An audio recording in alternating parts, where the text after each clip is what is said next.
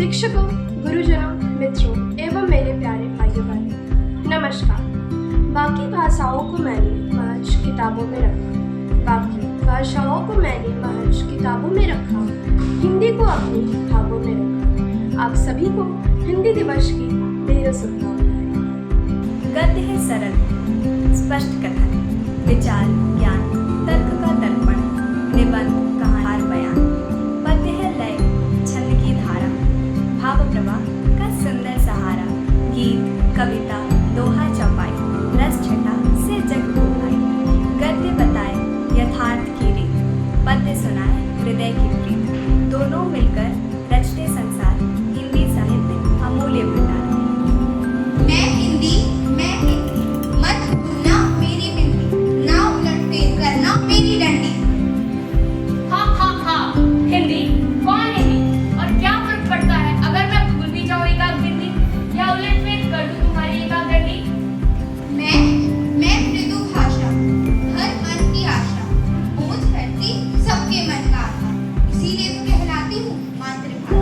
और हाँ, अगर उलट फेर करती मेरी डंडी तो हो जाएगा अर्थ का अनर्थ। अर्थ का अनर्थ वो कैसे? महोदया कुछ तो बताइए, इसका यकीन तो दिलाइए।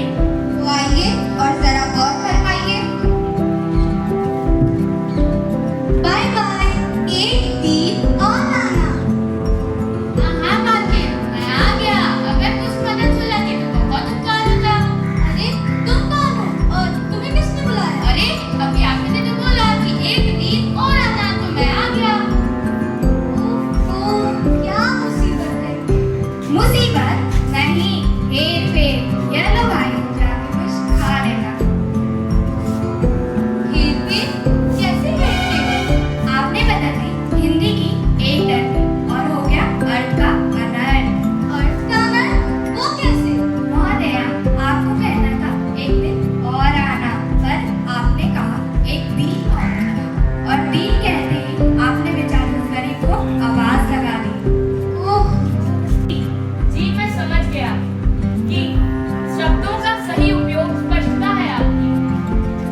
इसीलिए तो कहती हूँ मत उलट फेर करना मेरी डंडी, क्योंकि मैं एक वैज्ञानिक भाषा हूँ जिसमें स्वर और ध्वनि का सीधा, तार्किक और व्यवस्थित संबंध है।